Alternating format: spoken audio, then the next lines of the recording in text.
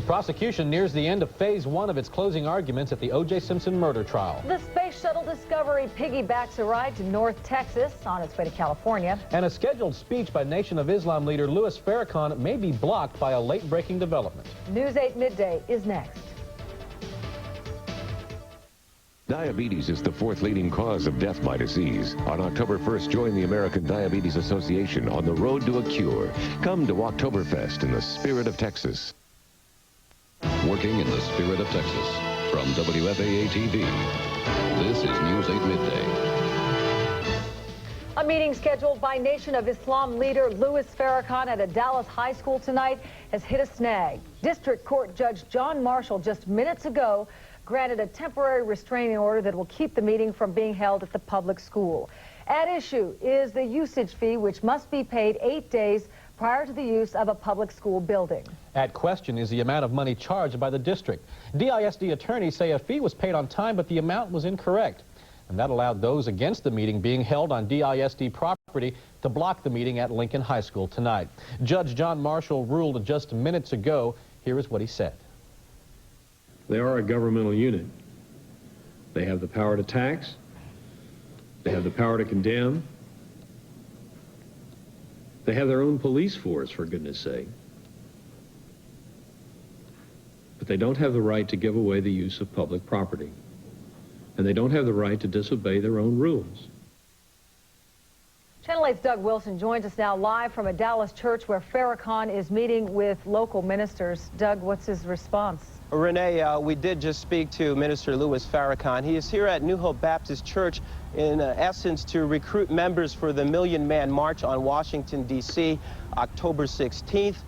We did speak to him, asked his reaction to the judge's statement earlier today, and here's what he had to say. It's so silly, you know. You grant a restraining order so we can't go to the school. But do you think you can really stop the march by such silly action? You have only made it greater. That's right. And if I never speak tonight, anywhere I could get on a plane, go to my next stop. Dallas is coming to the march.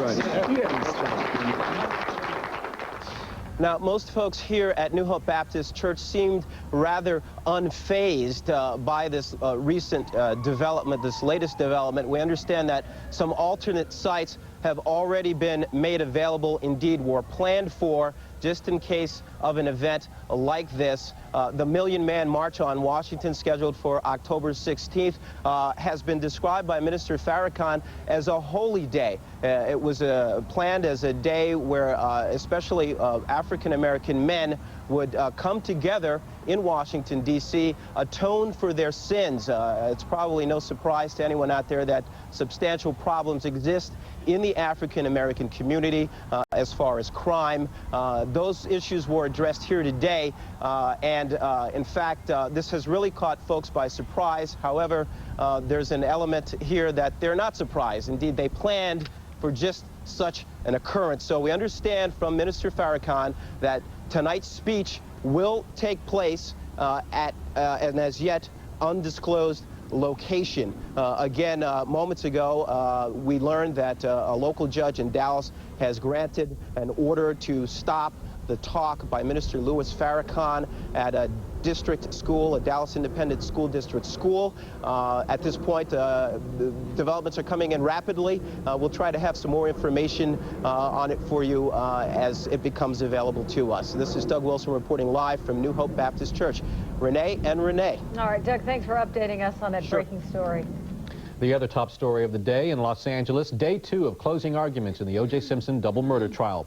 This morning, prosecutor Christopher Darden told jurors to look at all the evidence, which he said proves beyond a reasonable doubt that Simpson committed the murders.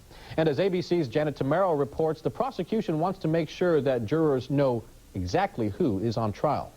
Marcia Clark began her closing arguments by tackling the prosecution's biggest headache, retired police officer Mark Furman, exposed as a racist and a liar. Clark reminded jurors that Furman is not the man on trial. It would be a tragedy if, with such overwhelming evidence, ladies and gentlemen, as we have presented to you, you found the defendant not guilty. In spite of all that, because of the racist attitudes of one police officer. Clark's presentation was interrupted at one point when Judge Lancito noticed that the pool camera zoomed in on a close-up of Simpson's hands, a shot that the judge said was too tight because it showed Simpson's notes, violating attorney-client privilege. The judge pulled the plug on live TV coverage.